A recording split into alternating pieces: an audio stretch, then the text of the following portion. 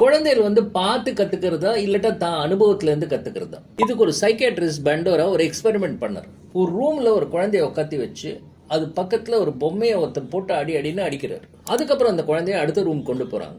அந்த ரூம்ல நிறைய பொம்மை இருக்கு, ஆனா அந்த குழந்தைய யாரும் தொட விட மாட்டேங்கிறாங்க. திரும்பி முதல் ரூம் கொண்டு வராங்க. முதல் ரூம்ல அந்த பொம்மையை பார்த்துட்டு குழந்தைகள் வந்து அந்த பொம்மையை அடிக்க ஆரம்பிக்கிறது. அதுவும் பசங்க வந்து பெண்களோட 3 மடங்கு அதிகமா அடிக்கிறாங்க.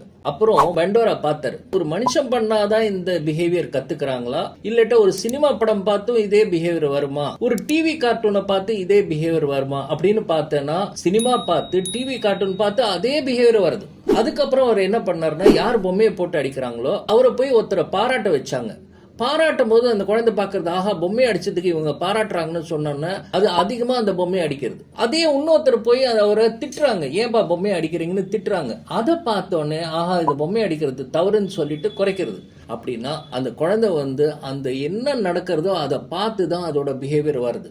இதுல இருந்து நம்ம என்ன கத்துக்கிறோம்? நம்ம வந்து குழந்தைகளை வளர்க்கணும், பெஸ்ட் சில்ட்ரன் கொண்டு வரணும்னா எது மாதிரி நம்ம என்வாயர்மெண்ட் கொண்டு வரணும், அந்த என்வாயர்மெண்ட் வச்சு தானே குழந்தை கத்துக்க போறது.